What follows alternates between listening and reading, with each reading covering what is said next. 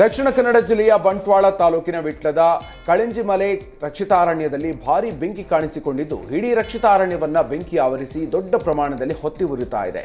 ಬಿಸಿಲಿನ ತಾಪಮಾನ ಹೆಚ್ಚಾದ ಕಾರಣ ಭೂಮಿಯನ್ನೇ ಸುಡುವ ಬಿಸಿಲಿನ ತಾಪಕ್ಕೆ ಕಳಿಂಜಿಮಲೆ ರಕ್ಷಿತಾರಣ್ಯದಲ್ಲಿ ಬೆಂಕಿ ಕಾಣಿಸಿಕೊಂಡಿದೆ. 4-5 ಗಂಟೆಗಳಿಂದ ಎಡೆಬಿಡದೆ ಅಗ್ನಿಶಾಮಕ ದಳದ ಸಿಬ್ಬಂದಿಗಳು ಕಾರ್ಯಾಚರಣೆಯನ್ನ ನಡೆಸಿದ್ರು ಹತೋಟಿಗೆ ಬಂದಿರಲಿಲ್ಲ. ಬೆಂಕಿ ನಂದಿಸುವಲ್ಲಿ 2 ಅಗ್ನಿಶಾಮಕ ವಾಹನಗಳು, ಅರಣ್ಯ ಸಿಬ್ಬಂದಿ, ಯುವಕರು, ಮಹಿಳೆಯರು ಸೇರಿದಂತೆ ಎಲ್ಲಾ ಸಾರ್ವಜನಿಕರು ಹರಸಾಹಸ ಪಟ್ಟಿದ್ದಾರೆ. ಆದರೆ 3 ಕಡೆಗಳಿಂದ ರಕ್ಷಿತಾರಣ್ಯವನ್ನ ನುಗ್ಗೋದಿಕ್ಕೆ ಮುನುಗ್ತಾ ಇದ್ದ ಬೆಂಕಿ ಕೆನ್ನಾಲಿಗೆಗಳಿಂದ ಇಡೀ ಅರಣ್ಯದ ಬಹುತೇಕ ಭಾಗ ಸುಟ್ಟು ಭಸ್ಮ ಆಗಿದೆ.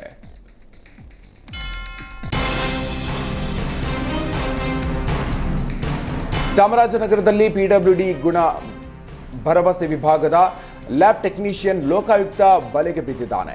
ಲ್ಯಾಬ್ ಟೆಕ್ನಿಷಿಯನ್ ನಂದರಾಜು 4,500 ರೂಪಾಯಿ ಲಂಚ ಸ್ವೀಕರಿಸುವಾಗ ಲೋಕಾಯುಕ್ತ ದಾಳಿಯನ್ನು ನಡೆಸಿದೆ. ಎಂಸ್ಯಾಂಡ್ ಗುಣಮಟ್ಟ ಪರೀಕ್ಷಾ ವರದಿ ನೀಡೋದಕ್ಕೆ ಲಂಚಕ್ಕೆ ಬೇಡಿಕೆ ಇಟ್ಟಿದ್ದ ಲ್ಯಾಬ್ ಟೆಕ್ನಿಷಿಯನ್ ನಂದರಾಜು ವಿರುದ್ಧ ಪ್ರಸನ್ನಕುಮಾರ್ ಎಂಬ ಕ್ರಷರ್ ಮಾಲೀಕ ದೂರು ಕೊಟ್ಟಿದ್ರು. ದೂರಿನ ಆಧಾರದ ಮೇಲೆ ಲೋಕಾಯುಕ್ತ ಪೊಲೀಸರು ದಾಳಿಯನ್ನು ನಡೆಸಿದ್ರು.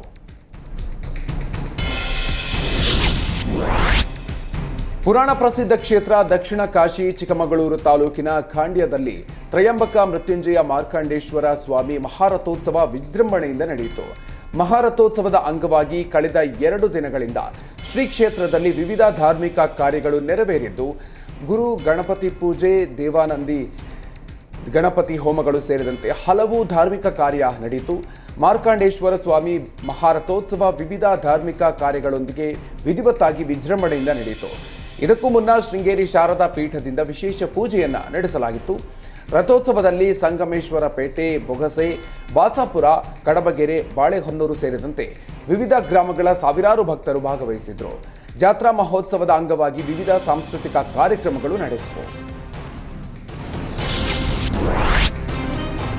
ಕೆಪಿಎಸ್ಸಿ ಎಡವಟ್ಟು ವಿರುದ್ಧ ಕರವೇ ನಡೆಸ್ತಾ ಇದ್ದ ಪ್ರತಿಭಟನೆಯನ್ನು ತಾತ್ಕಾಲಿಕವಾಗಿ ಹಿಂಪಡೆಯಲಾಗಿದೆ. ಫ್ರೀಡಂ ಪಾರ್ಕ್ನಲ್ಲಿ ಕರವೇ ಅಹೋರಾತ್ರಿ ಧರಣಿ ನಡೆಸ್ತಾ ಇತ್ತು.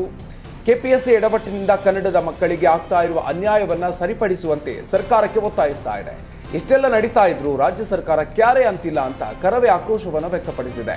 ಇನ್ನೊಂದೆಡೆ ಪ್ರತಿಭಟನೆಗೆ ನೀಡಿರುವ 2 ದಿನಗಳ ಕಾಲಾವಧಿ ಮುಕ್ತಾಯ ಆಗಿದ್ದು ಸದ್ಯಕ್ಕೆ ಪ್ರತಿಭಟನೆಯನ್ನ ಹಿಂಪಡೆಯಲಾಗಿದೆ. ಆದರೆ ಮತ್ತೊಮ್ಮೆ ರಾಜ್ಯಪಾಲರು ಹಾಗೂ ಮುಖ್ಯಮಂತ್ರಿಗಳನ್ನ ಭೇಟಿ ಮಾಡೋದಕ್ಕೆ ಕರವೇ ತಯಾರಿ ನಡೆಸಿದೆ.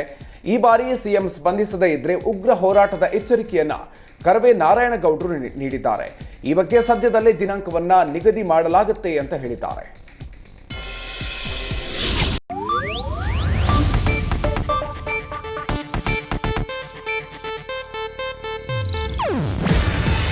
ಇದು ಏಷ್ಯಾನೆಟ್ ನ್ಯೂಸ್ ನೆಟ್ವರ್ಕ್ ಪ್ರಸ್ತುತಿ. ನೀವು ನೋಡ್ತಿದ್ದೀರಾ ಏಷ್ಯಾನೆಟ್ ಸುವರ್ಣ ನ್ಯೂಸ್.